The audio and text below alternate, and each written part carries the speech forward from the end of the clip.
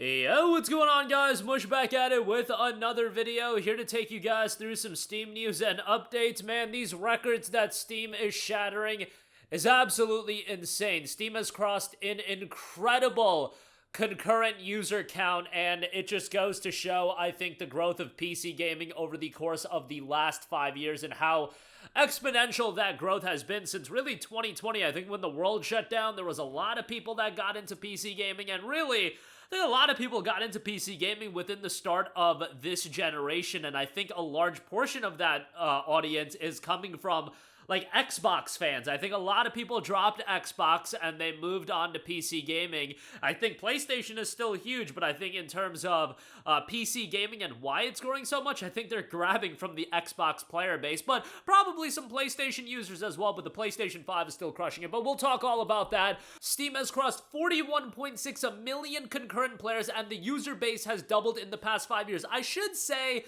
it crossed 41.6 million concurrent users, because a large portion of those people are idle. However, they have Steam installed and they have it running on the background. The concurrent player count is around 13 million. That was the highest peak, and that was from this month as well. So it's consistently breaking records, kind of showcasing that PC gaming is just growing and growing and growing. And the aspect of PC gaming growing is literally a topic that, if you look up my channel and videos from like 2016, it was a topic that I was talking about. But seeing the exponential growth of PC gaming over the course of the last 5 years has been remarkable to see. And there's been so many things that when I was getting into PC gaming, right, in like 2012, 2013, there were some realities that you had to expect, that on PC, while there were a lot of benefits, there were just some things that somebody like me that has the genres that he prefers, that has games that he prefers, that you were just not going to get on PC, that if you were going to play on PC. I remember one of the key elements of that was in June of 2013. At that point, I was primarily playing all of my games on PC, but The Last of Us Part 1 had just come out on PlayStation 3. This is June of 2013, and I was playing Last of Us Part 1, and I was just like, man, as great as PC gaming is, there's console exclusives like this that just outclass, to me, a lot of the games that were available on PC. And Last of Us Part 1 is one of my favorite games of all time. And I was playing Last of Us Part 1 at that point, and I'm like, this is why forever I'll have a PlayStation, because there's games like Last of Us 1 that just will never be on PC. Guess what? It took 10 years, but Last of Us 1 is now available on PC. If you told me that a decade ago, I would have never believed that a game like that would have been on PC. But even beyond that, all of the JRPGs, I remember getting into PC gaming, and one of the huge sacrifices was that, man, a lot of the JRPGs just not available on PC. And I remember back in 2014, me seeing a tweet over Valkyria Chronicles getting announced for PC and getting super excited about that. And those were the things that I was getting excited about back in 2013, 2014. And now it's just like every JRPG is on PC. So many more PlayStation games are available on PC as well. And those are things that I never would have thought would have happened.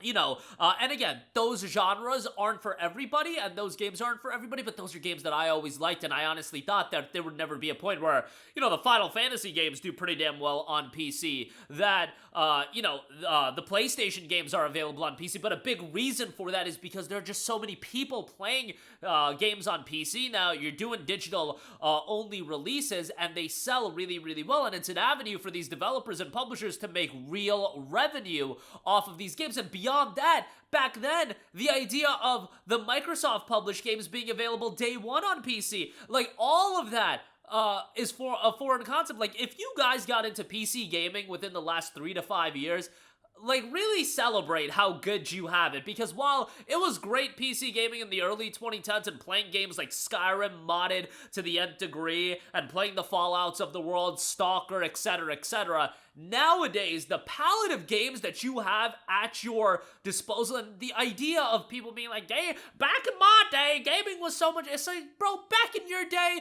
like if you were only PC gaming today is so much better than PC gaming was 10, 15 years ago. I truly do believe that in terms of the options that you have at your disposal, because you can play the games from 10 to 15 years ago and you can play the newer games as well. What I will say is that these days, the biggest shortcoming of PC gaming, but this existed 10 years ago as well, is the ports. I would say the Unreal Engine 5 ports, the Mafia: The Old Countries, the Wushang Fallen Feathers, the Borderlands 4s. Yes, absolutely hate that. But I would say in terms of the growth of PC gaming and what we have today at our disposal, overall it's a net positive. It is a huge net positive to me, and maybe some people will disagree with me on that. Maybe the Horizons, the Last of Us's, the Ghost of Tsushima, those aren't games for you. They certainly are games for me, and they're some of my favorite games of the last decade, and maybe that's a super casual take. Guess what? It's cool to hate on the casual takes. Oh my god, Last of Us, you're such a casual. Oh my god, Horizon, you're such a casual. Guess what? Those are the games that I like, and do I like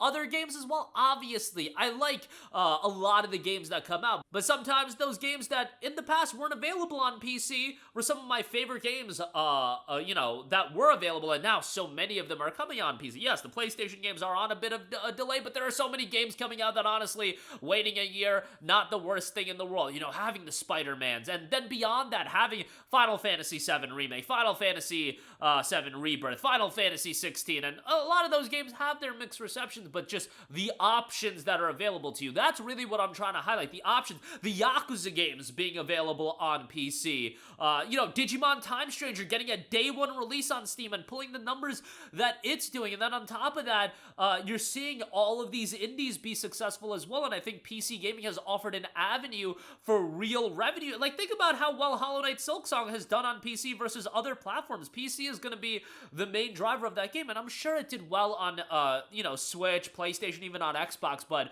PC gaming, I feel like, has offered an avenue for so many of these games to do really, really well, and the numbers some of these games are pulling on Steam, you look at the concurrent player count data, and that's why I think some people are very disingenuous with their comparisons on utilizing Steam concurrent player counts. For example, comparing Borderlands 4 to Borderlands 3. 6 years ago, Borderlands 3 also had a 6-month delayed release. Yes, Borderlands 4 is way bigger in that regard. I think Assassin's Creed Shadows to Assassin's Creed Odyssey, one of the more disingenuous comparisons that you can make. You're talking about a game that came out 7 years ago. PC gaming was at a totally different level in 2018 versus what it's at 2025. So that's where I look at some of the concurrent, player count numbers for these games, and I'm like, you're being a little disingenuous with these comparisons. Then you're being disingenuous, but it's all about, fitting the narrative that you're trying to get across, and that's why when you do have so much data like this, it's beneficial to contextualize the data, but in terms of raw numbers, in terms of just how many people are on PC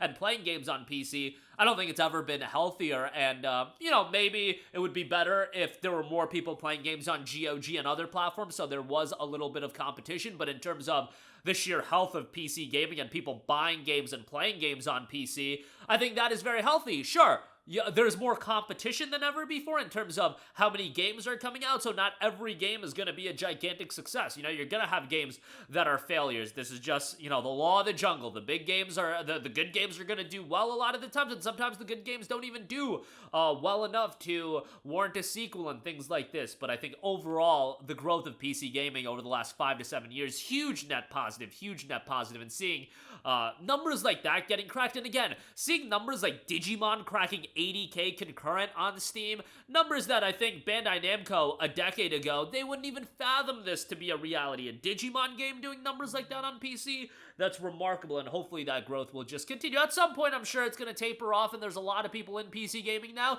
and truth be told, a lot of those people are playing on lower-end machines. They're not playing on machines that will be able to run the latest and highest-end games, but there are a lot of people that do have higher-end machines that are playing a lot of the bigger titles, a lot of the more demanding games, and I think it's just a healthy place to be at overall. But that'll do it for me. Let me know all of your thoughts in the comment section down below.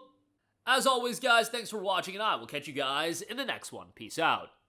Hey, what's going on, guys? Mush here again. Hope you enjoyed the video. As you guys might know, YouTube's notification system is sometimes a little bit wonky, even if you're subscribed to the channel. Maybe you're not abundantly aware that I uploaded a video. To remedy that situation, make sure you hit the bell notification button. This way, whenever I upload a new video, and I try to upload as consistently as possible, you will be notified directly of the upload, and you can watch it as soon as it goes live. I would really appreciate if you guys hit that button so you can stay up to date with all of the content I'm posting. But as always, guys, thanks for watching, and I'll catch you guys in the next one. Peace out.